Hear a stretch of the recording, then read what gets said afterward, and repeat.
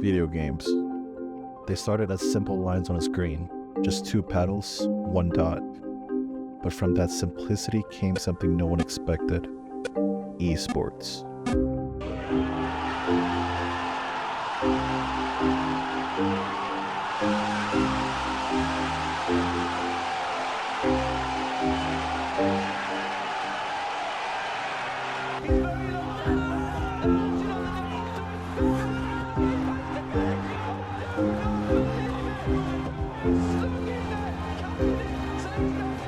He'll head in towards archives and get caught. The hammer heads into orbit, but it's home once again.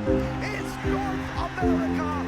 Space Station Gaming are your world champions.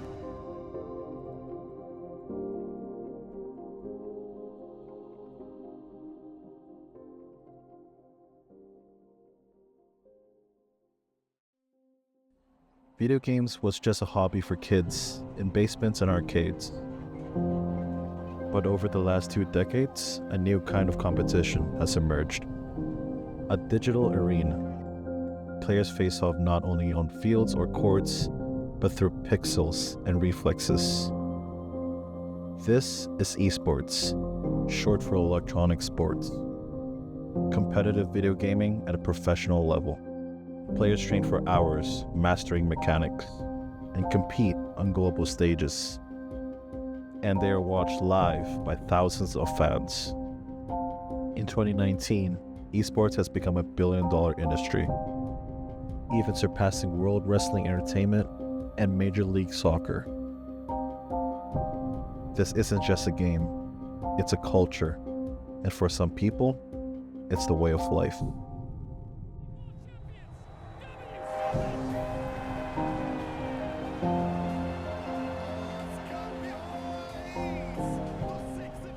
But behind every champion started somewhere small.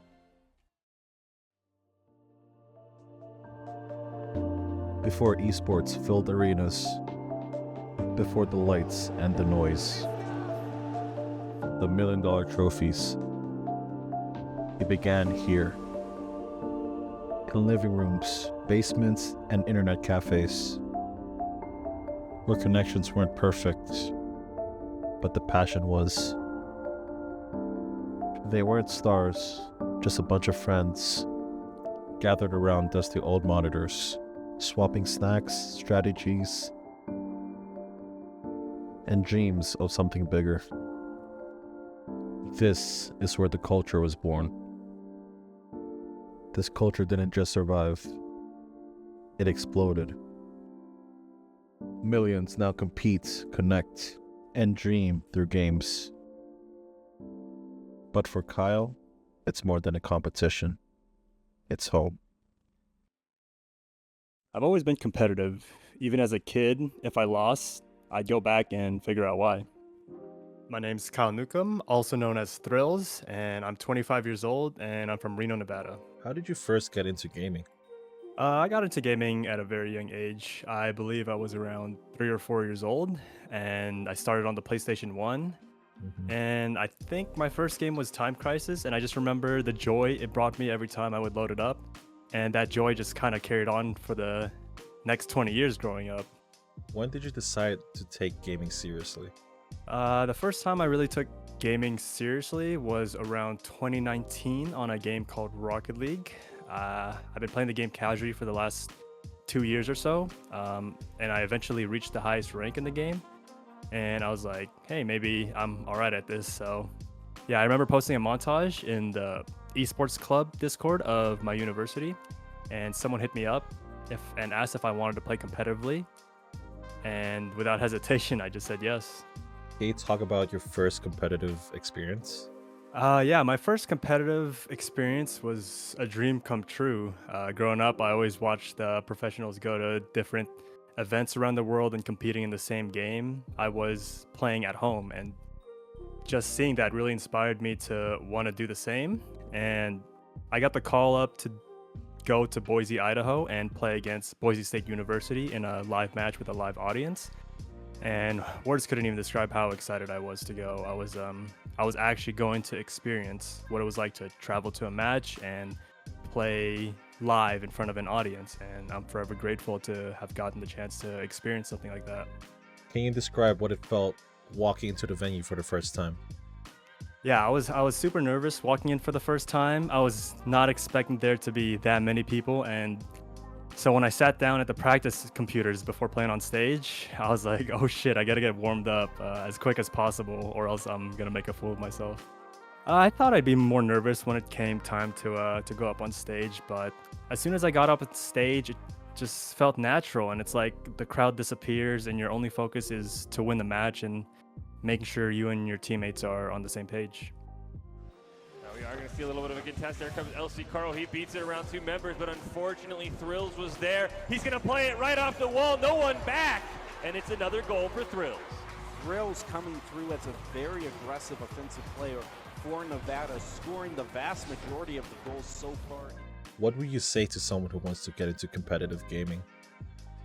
If you want to get into esports, you have to be ready to put in a lot of hours and be hungry to make it to the top, because it takes an insane amount of dedication and sacrifice to work on your craft. And I'd say just don't be afraid to try new things. That would be my #1 advice. Try out that new technique or that new mechanic you've been wanting to learn or practicing, and apply it to your next match. And if you mess it up, it's all right. That's really the best way to learn, so just keep practicing and trying until you get it right.